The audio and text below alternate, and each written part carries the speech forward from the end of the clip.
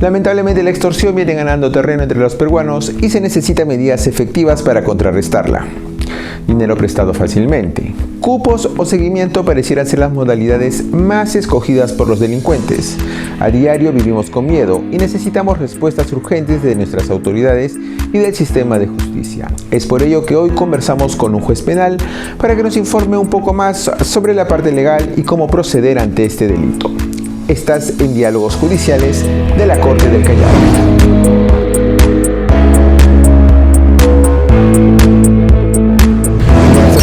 De la red social Facebook, bienvenidos una vez más a su programa Diálogos Judiciales de la Corte del Callao. En esta oportunidad se encuentra con nosotros el doctor Gary Nolasco Vélez Moro, quien es juez del segundo juzgado de investigación preparatoria de nuestra institución y a quien le damos la más cordial bienvenida. Gracias, doctor, por haber aceptado nuestra invitación. Muchas gracias. Con él vamos a conversar sobre el delito de extorsión, delito que está en este momento en la agenda mediática. Pues las noticias nos muestran todos los días lo que viene ocurriendo y ya está de más hablar sobre ello. Sin embargo, vamos a ver este tema desde el marco legal, porque nosotros queremos a ustedes transmitirles lo que es la palabra de los magistrados para que también puedan conocer un poco desde ese punto de vista. Bien, doctor, empiece por favor diciéndonos cuál sería la definición de la extorsión. ¿Qué es la extorsión? ¿Qué debemos entender por ella? Bien, nuevamente gracias por la invitación. Sí, efectivamente el delito de extorsión es un delito que ahora está bastante tocado en diversas partes del Perú, sobre todo en Lima y Callao. El artículo 200 del Código Penal establece básicamente el concepto del delito de extorsión como ilícito penal, que es básicamente cuando un sujeto agente, que puede ser cualquier persona, mediante violencia o amenaza, obliga a otra para que ésta de manera voluntaria pueda disponer de un bien con contenido patrimonial en su perjuicio. Esta violencia o amenaza tiene que ser de manera efectiva y lo diferencia básicamente, por ejemplo, del delito de robo, porque hace que la persona agraviada disponga de su dinero o de su bien patrimonial de una forma voluntaria. Bien, ¿qué tipos hay? ¿Qué tipos existen dentro de nuestra sociedad y cuáles son los que más se utilizan? Hay varios tipos, si podemos diferenciar. El mismo artículo 200 del Código Penal establece un tipo base, que es de la extorsión per se, como se ha indicado, de violencia o amenaza, pero existen otras agravantes, por ejemplo, y que se han dado como una respuesta al clamor social. Básicamente, cuando ha habido algún tipo de toma de un rehén para que se pueda obtener un beneficio patrimonial, y estas penas se han agravado justamente en razón de que este rehén podría ser una persona menor de edad o mayor de 70 años, que esta persona podría sufrir lesiones graves o morir inclusive. La normatividad actual ha garantizado una pena de hasta cadena perpetua y esta es una modificatoria que se encuentra siendo vigente en atención a que también se ha podido advertir que en el desarrollo de la Comisión del Delito de Extorsión se están utilizando a menores de edad ya para un tema vinculado muy profundamente como es el sicariato. Entonces, las penas que está oscilando en el artículo 200 van variando de acuerdo a las agravantes que se presentan y que lo pueden diferenciar entonces entre la extorsión simple o agravada. Sobre las modalidades son muchas. Está el gota a gota, que es básicamente la forma de prestar dinero. Incluso la Superintendencia de Banca y Seguro ha advertido que hay 29 apps a través de la cual uno por su celular podría aceptar un tipo de préstamo y después los intereses que se han visto son hasta de 500% de interés.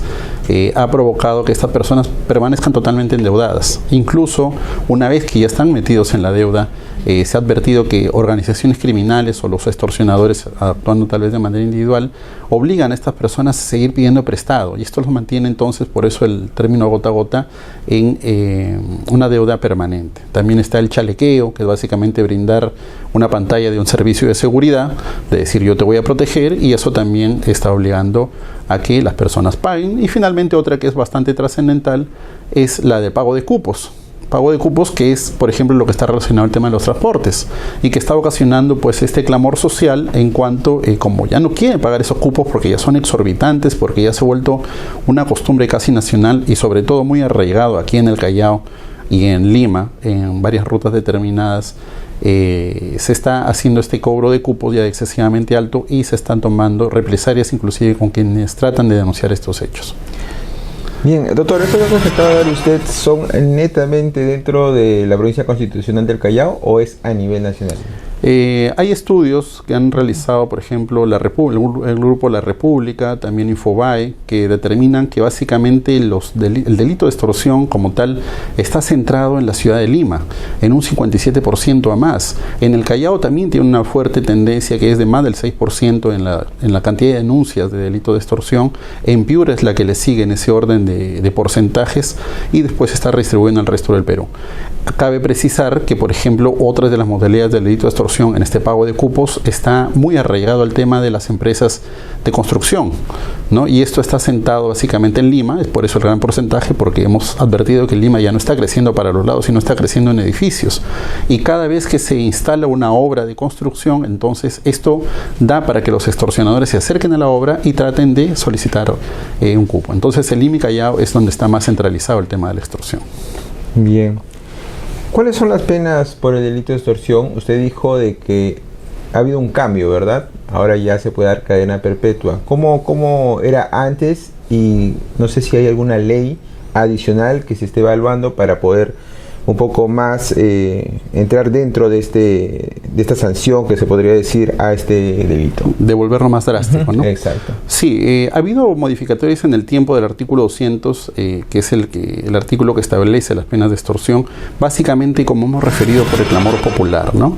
El tipo base estaba de 5 a 10 años, ahora de 10 a 15 años. Se ha incorporado y se ha venido desarrollando ya también el tema del cómplice primario. ¿Quién es este cómplice primario? No necesariamente la persona que va a extorsionar, no la persona que te llama, que te busca, sino la persona que dentro de una institución, porque debemos precisar también el delito de extorsión, como bien puede ser cometido por cualquier persona, también puede ser en agravio de una persona natural o inclusive de una persona jurídica o institución. Han habido muchos casos con donde se ha tratado a través de la extorsión de obtener favores comerciales o benéficos o dinerarios básicamente a través de la organización de una institución determinada, puede ser una empresa privada. Entonces la pena básica es de 10 a 15 años, la pena para el cómplice primario, para esta persona que puede estar, por ejemplo, dentro de la empresa de transporte sin indicar cuántas unidades de transportes hay, cuánto es el ingreso diario que hay por unidad de transporte, dónde guarda el dinero el dueño de la empresa, quiénes son los dueños de la empresa. Esta persona tiene una pena similar de 10 a 15 años.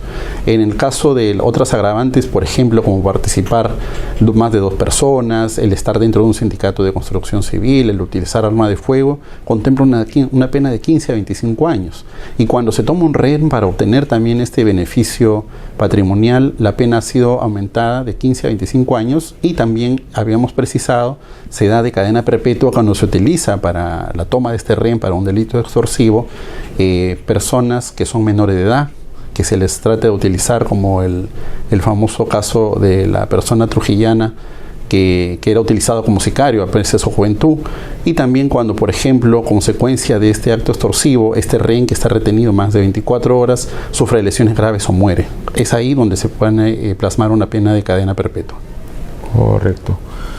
Bien, doctor, ¿qué se debería hacer entonces si es que una persona se encuentra con este delito, ¿no? Si es que es víctima de la extorsión? ¿Qué es lo primero que debería hacer? Justamente se han desarrollado muchos estudios porque es un tema de mucha preocupación en la sociedad y se ha podido determinar que una de las principales causales por lo que es incontenible este tema es porque muchas veces las personas no denuncian. La denuncia es un tema importante. El doctor Nolasco acaba de ingresar una consulta a través de nuestro WhatsApp y se la formulo, y también nuestros usuarios pueden verla a través de la pantalla.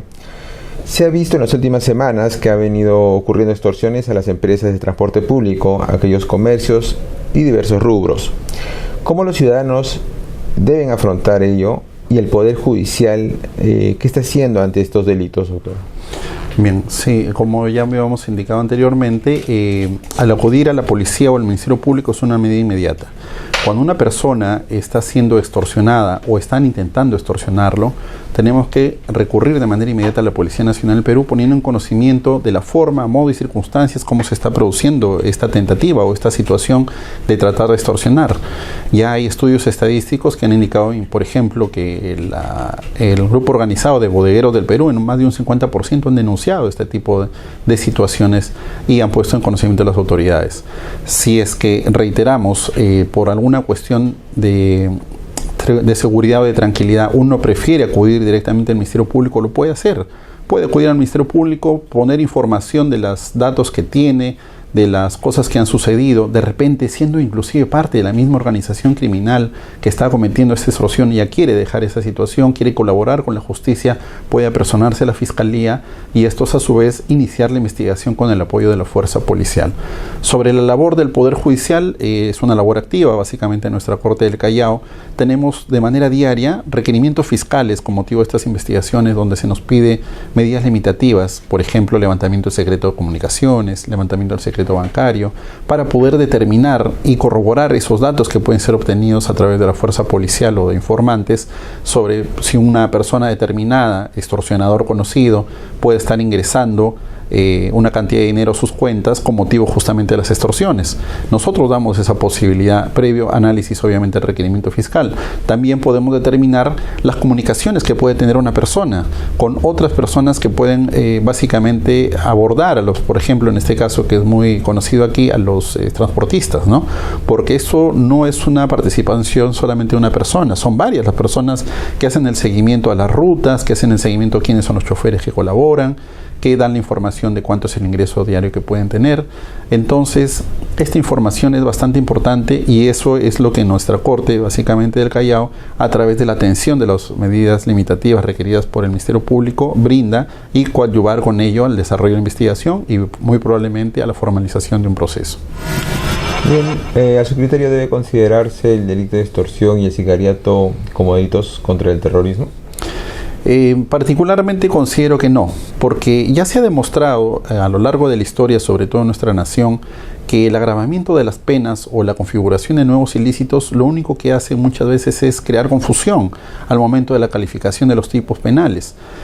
Se ha profundizado mucho en tipos penales, se ha ampliado, ha habido modificatorios en el tiempo que no han originado esa respuesta lógica que tal vez hubiera podido ser la reducción de la criminalidad. Al contrario, está acrecentado. No es muy lógico, no es muy explicable por qué si las penas han subido, el delito también ha subido. Debería ser todo lo contrario.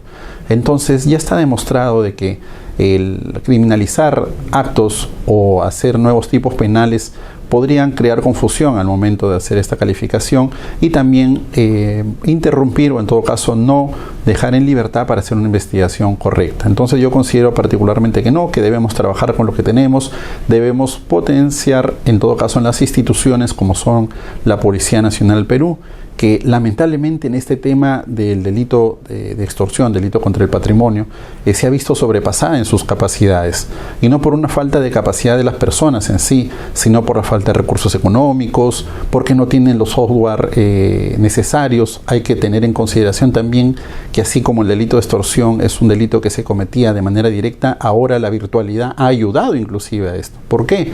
Porque el pago de los cupos se hace por Yape, se hace por PLIN, se hace por transferencia interbancaria.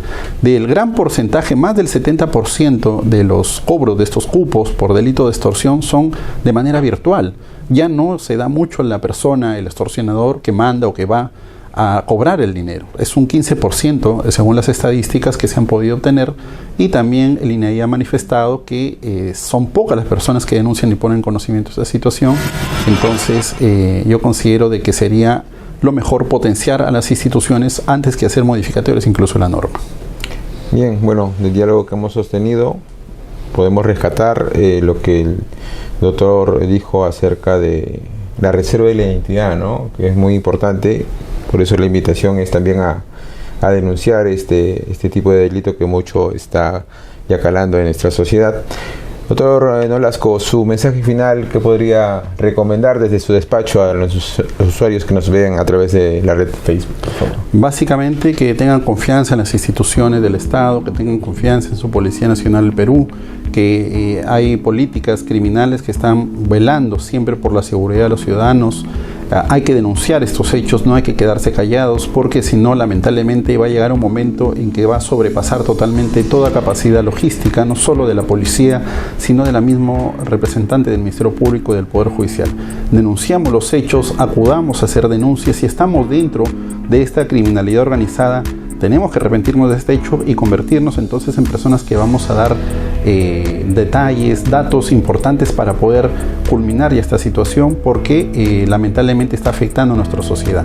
La informalidad es otro punto muy fuerte que está atacando pues el tema también y la propagación del delito de extorsión, porque en este caso, para centrarme en el tema del gota a gota, como no muchas personas tienen capacidad de poder pedir un préstamo al banco, acuden a estas instituciones, acuden a las apps, acuden a un préstamo fácil que solamente te piden tu documento de identidad y después se ven envueltas en una bola de nieve de la cual no pueden salir. Entonces creo que con el aporte de todos, fortalecimiento de las instituciones, comprensión de las empresas que también son prestadores, por ejemplo, de dinero, pero sobre todo cumpliendo cabalmente las normas de la sociedad, vamos a poder recuperar el estatus democrático y sobre todo la tranquilidad pública, que es lo que se quiere.